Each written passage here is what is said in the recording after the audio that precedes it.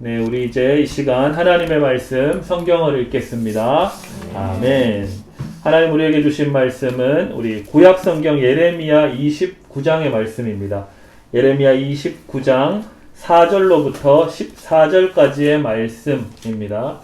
우리 구약 성경 1097쪽에 있는 예레미야 29장 4절부터 14절 우리 한 절씩 교독하시고 마지막 14절을 함께 봉독하겠습니다.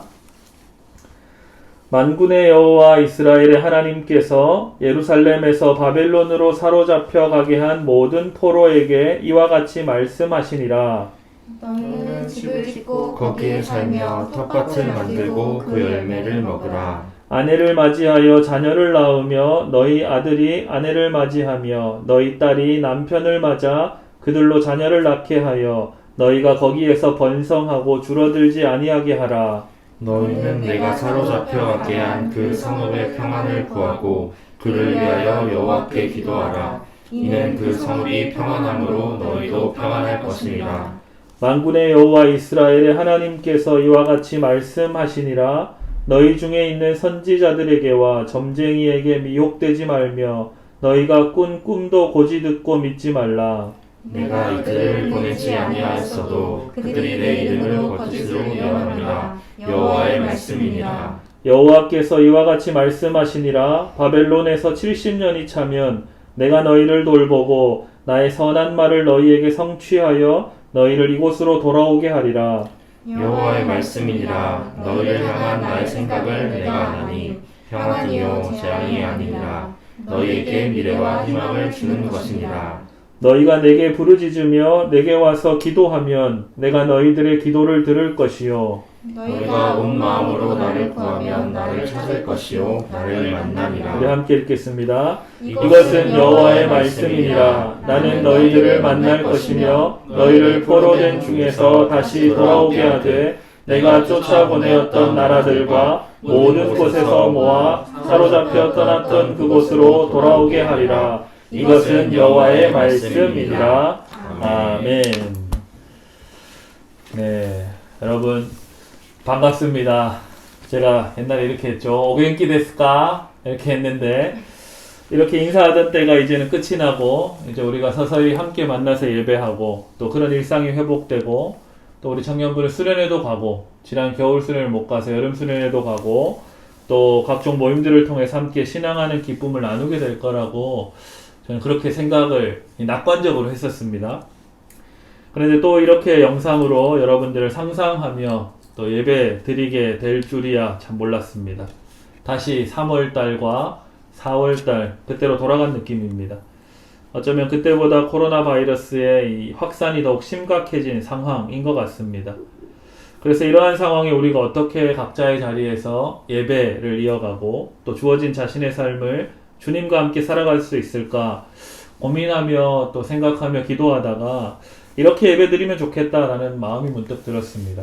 그러니까 이렇게죠. 이렇게 우리 한 가정을 방문해서 최소한의 인원으로 조심스럽지만 하나님을 예배하면 좋겠다. 우리의 일상의 삶의 또 자리에서 이렇게 하나님을 예배하는 그렇게 예배드리면서 청년들이 함께 영상으로 참여하고 이러면 좋겠다라는 마음이 들었습니다. 여러분 영상으로 함께 할 테지만 이 가정을 위해서 여러분 축복해 주시고 또 함께 하나님을 예배하는 우리 청년들 되면 좋겠습니다. 잘 아는 대로 여기는 우리 청년부의 아주 오래된 커플이죠. 나쁜 말로 하면 지긋지긋한 커플이었죠. 빨리 결혼했으면 좋겠는데 우리 장수 커플이었다가 작년에 결혼을 해서 한 몸을 이루게 된 우리 효섭이랑 지선이 아주 예쁜 가정입니다. 저도 처음 와봅니다. 이 위쪽 3층에 사는 분들 집에는 가봤는데 그동안 예배당에서 만나서 잠깐의 대화만 나누면서 이제 멀리서 응원하며 기도만 하다가 또 이렇게 집에 와서 함께 예배드리는 것이 참으로 좋고 또 감사한 일입니다. 그리고 기꺼이 자신의 집을 열어서 초대해준 두 사람에게 우리 하나님께서 은혜 주시기를 바랍니다. 우리 조촐하지만 서로 이런 마음을 담아서 서로 우리 인사 나누면 좋겠습니다. 이렇게 인사 우리 이 두 부부를 향해서 하겠습니다. 자손만대 복받는 부부 되기 바랍니다. 우리 인사하겠습니다. 자손만대 복받는 부부 되시기 바랍니다. 또 이 영상을 통해서 함께 예배하는 청년들 있죠. 우리 청년들 또 한 번 더 이렇게 인사해 봅시다. 여러분도 결혼하시길 바랍니다. 우리 인사하겠습니다. 여러분도 결혼하시길 바랍니다. 예, 놀리는 게 아니고요. 진짜 이렇게 축복하는 마음으로 하는 거죠, 우리가. 예, 행복하시죠? 네. 네, 아까 전에 연습을 했습니다. 네, 앞서서 제가 잠깐 말씀을 드렸지만 요즘 이런 생각 듭니다. 과연 하나님께서는 이 세상을 돌보고 계실까? 왜 이렇게 우리의 일상이 제한당하고 자유를 통제당하는 것 같은 상황과 또 이 상황이 오래되다 보니까 이 경제적인 위기에 직면하도록 우리를 그냥 두시는가? 이런 질문이 많이 들었습니다. 그리고 그러면 우리는 그리스도인으로 어떻게 살아야 하는가? 하나님 앞에 묻지 않을 수 없는 상황에 우리가 직면해 있습니다. 여러분 지난 몇 주간 어떻게 지냈습니까?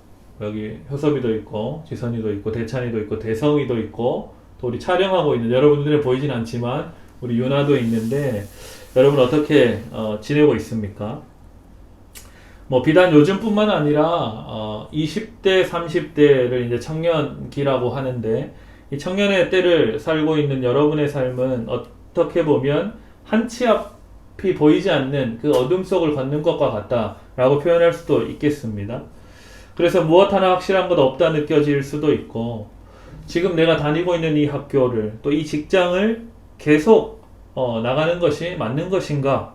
나는 과연 무엇을 하며 살아야 하는가?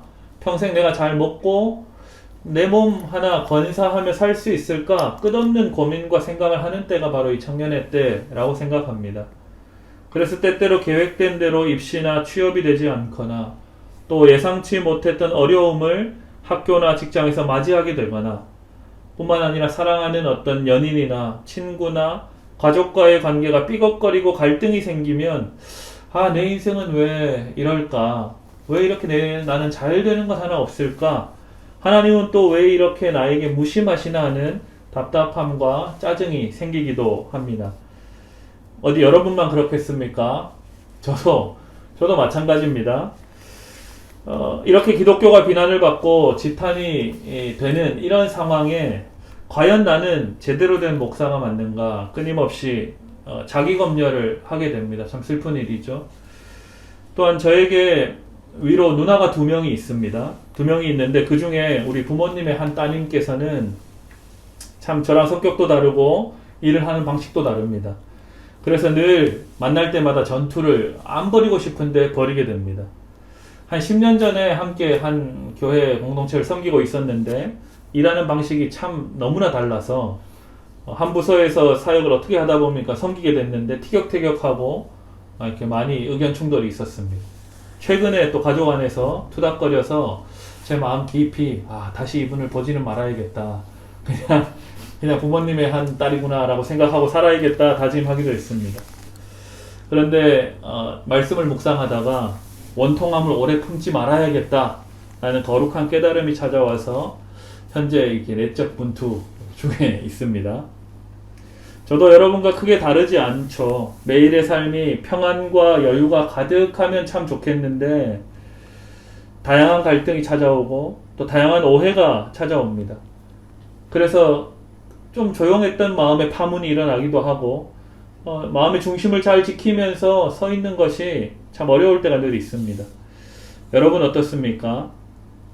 지난 날을 잠깐만 돌아봐도 세상 쉬운 일이 하나도 없다 싶지 않습니까? 대성이 어떻습니까? 동생과 잘 평화를 유지하며 삽니까? 어렵습니다. 네, 어렵다고 합니다. 네, 윤정이가 좀 참으면 될 일인데 아마 그럴 것 같습니다. 효섭이랑 지선이 어떻습니까? 연애를 오래 해서 아마 알 만큼 알고 익숙할 만큼 익숙하다 느끼겠지만 이제 같이 살게 된 지 1년 가까이 돼가고 있는데 어떻습니까? 마냥 행복하고 평안합니까? 예, 대외적으로 그렇게 대답을 해야겠죠. 하지만 연애할 때랑 또 다른 또 같이 살게 되면서 부부로 사는 것들에는 또 여러 다양한 어려움들, 생각지 못했던 일들이 찾아올 것입니다. 뭐 지금 1년 동안은 너무 행복하고 좋았다면 앞으로 살 많은 날들 중에 예비되어 있는 어려움들이 여러분에게 찾아오고 있을 겁니다. 우리는 하나님을 잘 믿어보려고 그래서 때때로 마음을 먹으면서 살아갑니다. 예배도 잘 드려보고 말씀도 열심히 읽어보고 기도도 열심히 하려고 합니다. 또 찬양하면서 우리가 하나님의 임재를 막 더듬어서 만져보려고 애를 쓰기도 하죠. 그런데도 우리의 삶은 내 뜻대로 내 마음대로 이루어지지 않을 때가 참 많이 있습니다. 우리 대성이가 이제 곧 군대를 가죠. 근데 생일 전날 입대를 하게 될지 누가 알았겠습니까? 본인이 계획했겠습니까? 삶이 이렇게 찾아오는 거죠. 그래서 우리는 내 뜻대로 안 될 때, 내 계획이 틀어질 때마다 우리는 지칩니다. 마음이 지치기도 하고 화도 나기도 하고 짜증이 나기도 합니다. 하나님의 뜻이 과연 무엇인지, 과연 하나님이 나를 지키고 돌보고 사랑하고 계신지 잘 모르겠다 한숨 쉬기도 할 겁니다. 오늘 우리가 본문 예레미야 29장을 읽었는데 이 본문에 등장하는 사람들도 마찬가지입니다. 오늘날의 사람, 우리들이나 수천 년 전의 사람들이나 뭐 비슷한 일들을 겪었던 것 같습니다. 우리 본문에 나오는 사람들은 구약시대입니다. 아주 옛날 사람들이죠.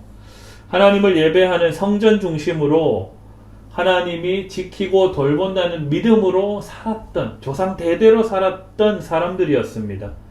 그런데 어찌된 일인지 하나님의 영원한 처소라고 생각했던 예루살렘 성전이 하나님을 믿지 않는 무레베와 같은 사람들에게 약탈당합니다. 심지어 파괴당합니다. 하나님이 거한다라고 믿었던 성전이 그렇게 속절없이 무너지는 상황을 마주합니다. 뿐만 아니라 이 이스라엘 백성들이 바벨론에 완전히 망하는 것이 하나님의 뜻이다라고 선포하는 예언자까지 등장했습니다. 바로 오늘 이 본문의 주인공인 예레미야라는 예언자입니다. 이러한 때 자신들이 평소 믿어왔던 성전 중심으로 조상 대대로 하나님이 우리를 지키시고 하나님이 저 성전 가운데 임해 계신다는 그 믿음으로 살았던 이 사람들은 자신들이 평소 오랫동안 붙들어왔던 신앙과 또 예레미야라는 이 예언자가 선포하는 말씀을 통해 듣는 그 하나님의 그 뜻과 마음이 좀 많이 달라 보이는 것을 경험하게 됩니다. 너무 헷갈리는 일이 발생하게 된 거죠. 예루살렘 성전에는 우리가 한번 상상해 볼 수 있습니다. 매일매일 하나님을 예배하는 행위가 일어났습니다. 매일 제물을 잡고 피를 쏟고 불태워서 하나님께 올려드리고 이러한 번제와 이런 예배와 제사들이 매일매일 가득한 곳이었어요.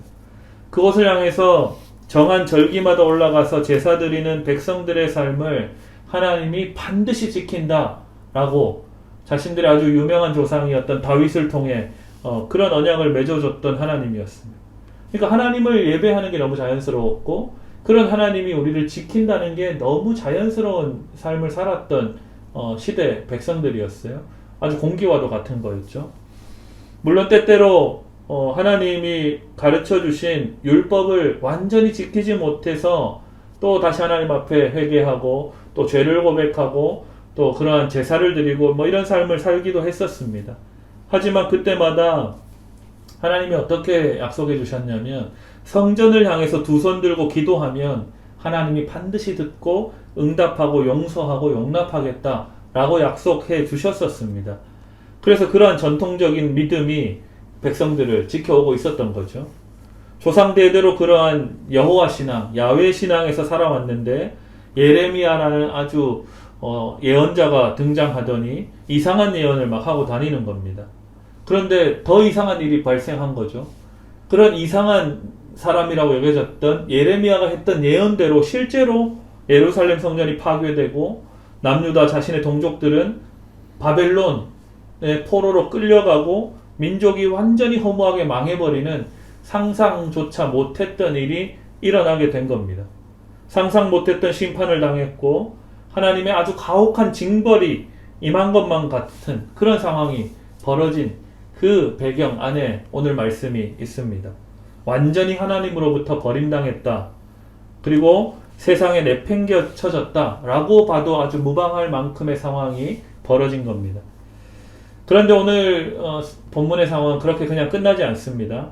하나님께서는 놀라운 말씀을 해주고 계십니다.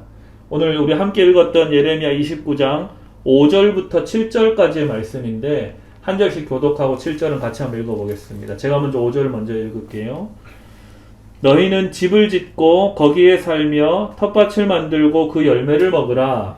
하늘을 맞이하여 자녀를 낳으며 너희 아들이 하늘을 맞이하며 너희 딸이 남편을 맞아 그들로 자녀를 낳게 하여 너희가 거기에서 번성하고 줄어들지 아니하게 하라. 같이 읽겠습니다. 너희는 내가 사로잡혀 가게 한 그 성읍의 평안을 구하고 그를 위하여 여호와께 기도하라. 이는 그 성읍이 평안함으로 너희도 평안할 것임이라. 아멘.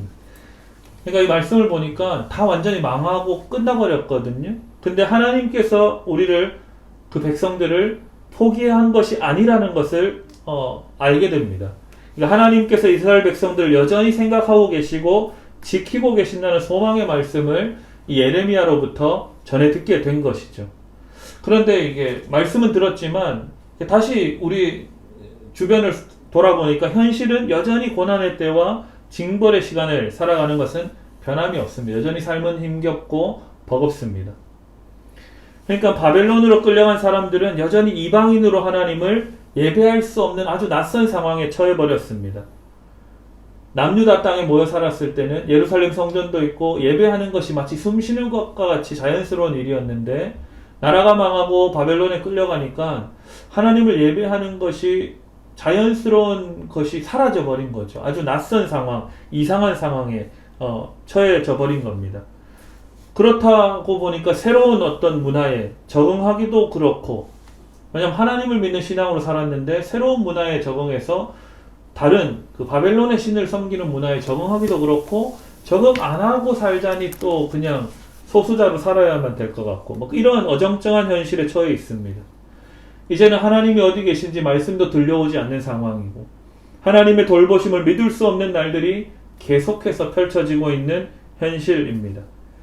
그런데 하나님께서 예레미야를 통해서 바벨론에 끌려가 있는 백성들에게 아까 우리가 다시 읽었던 5절부터 7절까지의 말씀으로 말하고 있는 거죠. 우리의 상황과 비슷하지 않습니까?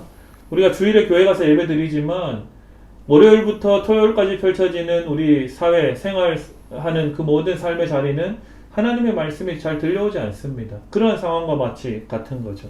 그런데 예레미야를 통해서 말씀이 들려오는 거죠. 그곳에서 집을 짓고 밭을 일구고 먹고 살라고 합니다. 심지어 그곳에서 결혼도 하고 자녀도 낳고 정착하여 살라라고 말합니다. 또한 이스라엘을 그리워하지 말고 너희가 지금 몸담고 있는 바벨론을 위해서 평안을 구하고 하나님께 기도하며 살라라고 체근하고 있는 거죠. 아주 이상한 하나님의 말씀이 전해집니다. 여러분을 향해서 이 말씀이 어떻게 들려지고 있습니까? 청년 때 이 청년의 시절을 사는 게 넉넉하지 않죠, 생각만큼. 직장에서, 학교에서, 그리고 입시를 준비하며 취업을 준비하며 살아가는 삶의 자리에 고되기도 하고 때때로 화도 나기도 하고 부대끼는 상황이 발생할 겁니다. 그리고 요즘 우리는 어떻죠? 심지어 함께 주일에 모여서 예배하지도 못하고 모여서 서로의 삶을 듣고 위로하고 기도 제목을 나누며 교제하지도 못하는 그러한 세상이 너무 자연스러운 세상이 되었습니다. 마치 이스라엘 백성들이 바벨론에 끌려가서 하나님을 예배하는 것이 이상 없는 세상, 하나님의 말씀이 들려오지 않는 세상이 펼쳐진 것처럼 우리에게도 그런 삶이 시작된 겁니다. 무엇 때문에 우리가 이러한 세상에서 이러한 현실을 맞이하게 된지는 모릅니다. 하나님만 아시겠죠. 그런데 하나님께서는 그러한 상황 가운데 각자의 삶의 자리마다 주어진 일상을 살아가라 라고 격려하고 계십니다. 아주 평범한 삶을 살아가되 몸담고 있는 각자의 자리를 위해서 평안을 빌고 하나님께 기도하라 라고 아주 보편적인 말씀을 하십니다. 그래서 내가 거하는 곳마다 평안하게 만들고 하나님 내게 주시는 평안을 온전히 누려보라 라고 도전하고 계십니다. 여기 오늘 우리가 비대면으로 예배하고 또 제한된 삶을 어떻게 살아야 할지 지혜를 얻을 수 있습니다. 여러분, 이 말씀을 통해서 하나님의 격려와 따뜻한 하나님의 위로를 느낄 수 있다면 참 좋겠습니다. 오늘 이 가정의 주인인 부부를 향해서 또 함께 예배하는 우리 청년들과 또 영상으로 함께 참여하고 있는 여러분들을 위해서 하나님의 격려가 오늘 말씀을 통해서 여러분에게 주어지고 있는 겁니다.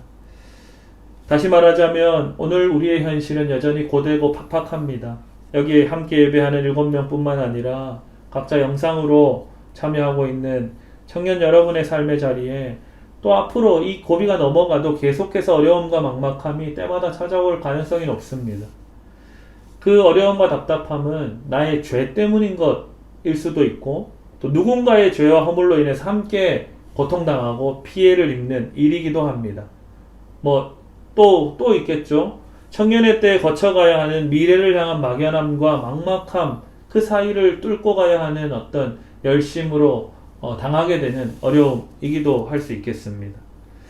그러한 징벌과 같은 앞이 보이지 않는 마치 심판당하는 것 같은 상황에서도 하나님께서는 우리를 붙들고 계심을 말씀을 통해 여러분이 발견할 수 있다면 참 좋겠습니다.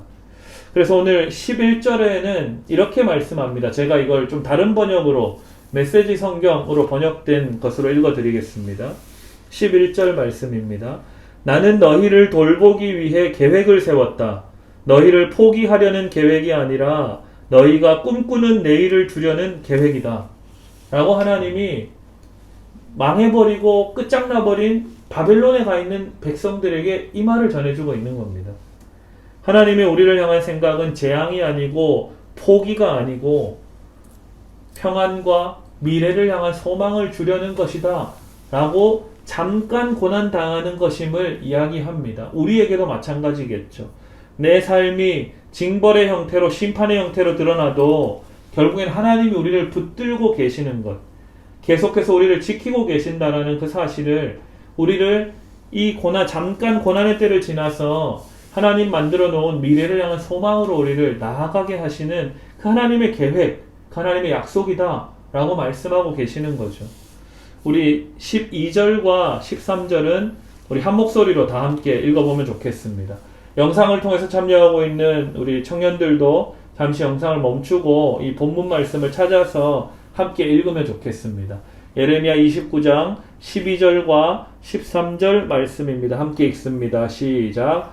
너희가 내게 부르짖으며 내게 와서 기도하면 내가 너희들의 기도를 들을 것이요 너희가 온 마음으로 나를 구하면 나를 찾을 것이요 나를 만나리라. 아멘.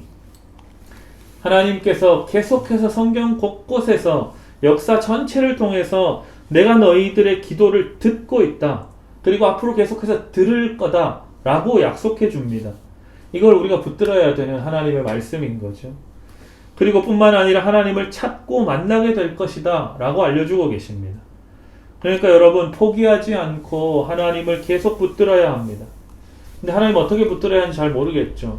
하나님을 붙드는 것은 말씀의 진리를 붙드는 것입니다. 하나님을 붙드는 것은 이 깨달은 말씀에 순종하며 사는 것이 하나님을 붙드는 것이고 하나님을 온 마음으로 구하고 찾고 만나는 것입니다. 그러니 여러분 하나님의 말씀이 잘 들려지지 않는 세상을 살 때 그 하나님을 붙드는 우리 청년들 다 되시기를 부탁드립니다. 그래서 우리는 하나님을 믿는 사람으로 살아가죠. 보이지 않는 그분께서 우리의 주님 되심을 우리는 믿습니다. 그리고 여전히 우리를 지키고 돌보시는 줄을 신뢰하죠. 그 신뢰 바탕 위에 살아가는 사람들을 그리스도인이라고 합니다. 그러니 세상 사람들이 사는 것과는 좀 다른 삶을 살아가게 되는 것이죠. 여러분 다 그리스도인 맞으시죠? 맞죠? 네. 생일 하루 앞두고 군대 입대해도 하나님 살아계시고 하나님이 대성의 주님 맞으시죠? 물론입니다. 하나님이 대성이를 지키십니다. 감사합니다. 우리 허섭이랑 지선이 부부도 마찬가지예요. 준비하고 있는 일들과 또 이제 하고 있는 일들 가운데에서 여전히 보이지 않는 하나님이 지키시고 돌보시고 인도하신다는 그 사실을 우리는 믿으며 사는 그리스도인인 겁니다. 우리 전체로 적용하면 어떨까요? 변화된 세계에서 바뀌어버린 방식에 또 우리 적응하면서 하나님의 사랑을 누려가면 되는 겁니다. 그래서 이제 우리가 함께 서로를 격려할 수 있겠죠. 우리 이렇게 한번 인사해 보겠습니다. 여전히 하나님께서 우리와 함께 하십니다. 우리 서로 인사하겠습니다. 하나님께서 우리와 함께 하십니다. 우리 다시 한번 우리 파이팅 하면서 한 번 더 서로를 격려해 보면 좋겠습니다. 주와 함께 똘끼 있게 우리 살아갑시다. 우리 인사합시다. 똘끼 있게 우리 살아가면 좋겠습니다. 네, 이제 설교를 마무리하려고 합니다. 아까 말씀드렸던 것처럼 여전히 우리의 삶은 마치 이스라엘 백성들이 바벨론의 삶이 여전했던 것처럼 우리 또한 남유다 백성들과 같을 수 있습니다. 세상은 하나님이 누군지 알려주지 않고 하나님의 음성이 무엇인지 들려주지 않을 때가 많이 있습니다. 바벨론에서 살았던 남유다 사람들은 혼란스러웠던 것처럼 우리 또한 세상에 몸담고 살다 보면 혼란스러울 수 있습니다. 하지만 여러분 다니엘 잘 아시죠? 다니엘도 바벨론에 끌려갔던 그 유대인 중에 아주 똑똑한 사람이었거든요. 다니엘처럼 하나님을 예배할 수 없던 상황, 말씀이 들려오지 않았고 의지를 내지 않으면 하나님을 예배할 수 없었던 그 바벨론에서 어떻게 했냐면 성전이 있을 것이라고 생각했던 위치를 향해서 창문을 열고 하루에 몇 번씩 그 성전을 향해서 기도하면서 삶의 예배를 드렸던 사람이었습니다. 그러니 하나님이 다니엘을 지키시지 않을 수가 없었던 것이죠. 보이지 않는 하나님께서 여전히 우리와 함께 하신다는 여러분, 이 말씀을 붙들며 여러분의 삶의 자리를 신실하게 하나님을 신뢰하면서 살아가는 우리 청년들 다 되면 좋겠습니다. 그래서 우리가 가는 곳마다 우리와 함께 하시는 하나님 때문에 우리도 형통하게 되고 우리와 함께하는 모든 집단들이 평안을 누리게 되는 그러한 일이 여러분 삶에 가득 차고 넘쳐나기를 우리 주님의 이름으로 축복합니다. 아멘. 우리 같이 기도하겠습니다. 하나님, 오늘 우리는 참 이상한 세상을 살아갑니다. 불안하고 앞이 더욱 보이지 않아 캄캄한 현실을 매일 마주합니다. 하지만 하나님께서는 여전히 우리를 지키시고 우리를 향하여 날마다 소망과 평안을 계획하시는 분이심을 신뢰합니다. 그래서 우리의 현실이 징벌과 심판 같아 보여도 이 모든 것을 통해 평안으로 미래에 대한 소망으로 섭리하시는 하나님을 바라볼 수 있도록 인도하여 주옵소서. 감사드리며 우리 주 예수 그리스도의 이름으로 간절히 기도드리옵나이다. 아멘.